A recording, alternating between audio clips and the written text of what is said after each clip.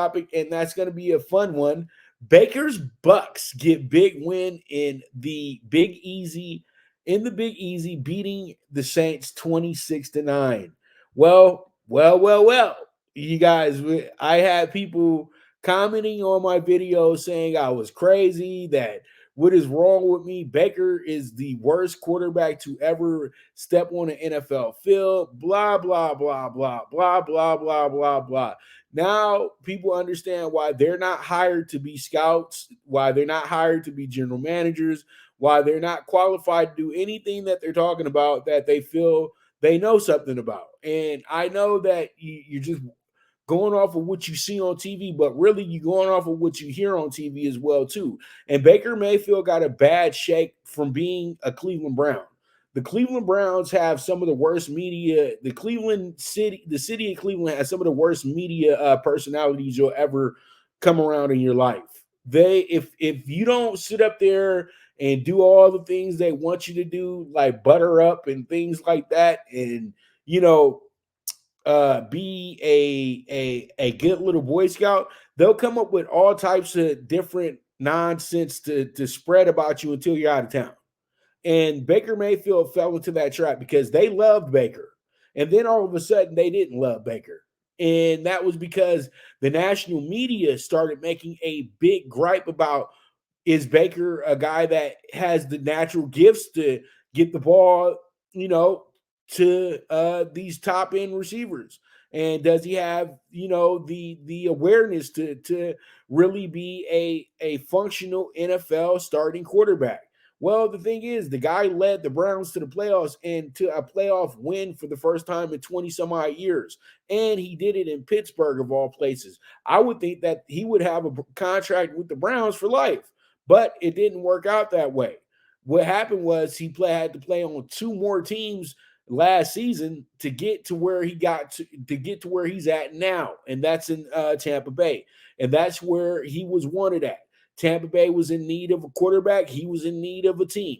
He did everything possible that you had to do to win the starting job, which he's done in two other places. So Baker Mayfield being a professional starter, there's no question about that part right there. And Baker Mayfield was the Heisman Trophy winner as well too. It means a whole lot more in today's NFL than it did 30 years ago. And I'm just telling you, Baker Mayfield plays this game with a big chip on his shoulder, and that's the wrong recipe to try to throw away. You just don't do that. And Baker Mayfield sent a resounding message to the rest of the NFL. I'm not done yet. I'm just starting. And you know what? You're paying all these other guys. This is why I feel like I should be getting paid right now as well too. And Baker got all right. He was the number one pick in the draft. He's won a playoff game before as well too. He's won Player of the Week in the NFL, and he did cause a lot of excitement in the NFL as well too. But everybody has this big hater mentality on certain players that they just can't get over. And yesterday, Baker really shut him up. I'm sorry, he did. 25 for 32. 246 yards, 78% completion percentage. He threw for 3 touchdowns. He was sacked once. He threw 1 interception. So what? He had 31 very critical yards rushing as well too. Then he loses Mike Evans midway through the game, but he still takes advantage of having a great receiver in Chris Godwin, who gets 8 catches and 114 yards. And then he's able to throw a few touchdowns as well too. And then the defense took care of him. They had 2 sacks yesterday. And then Antoine Winfield had a sack himself yesterday. This lines up to 3 sacks. Then they get 3 turnovers as well too. They were able to get a few picks in this game.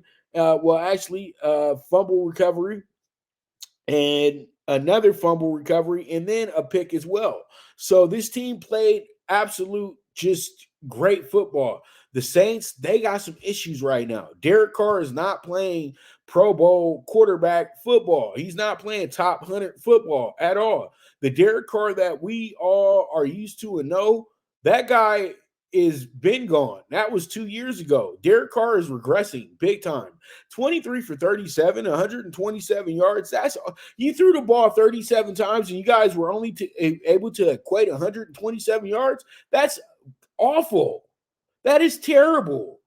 And Alvin Kamara comes back and you totally waste that effort. Kamara gets 11 touches and he gets 51 yards out the deal.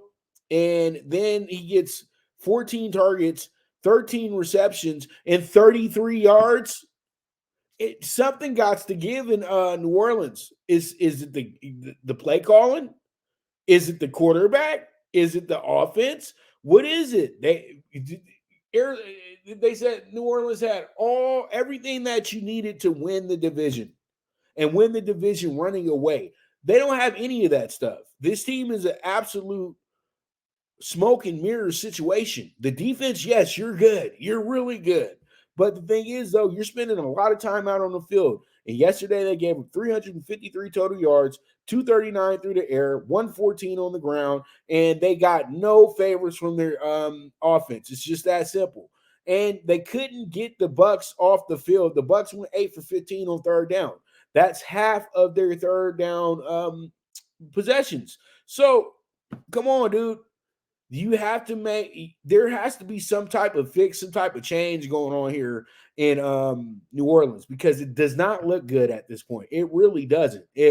I truly think that they may need to think about switching out the quarterback at this point. If Derek Carr has a shoulder situation, a shoulder injury, sit out a week or two. So then you can get yourself back in order and give another guy a chance to try to get them a win in a game. And that's not what he was doing. This guy is trying to save his job. And it was detrimental to the team yesterday. I would think that he has the confidence of Dennis Allen because Dennis Allen went out of his way to make sure the guy still made $25 million a year. So it is what it is. We move forward.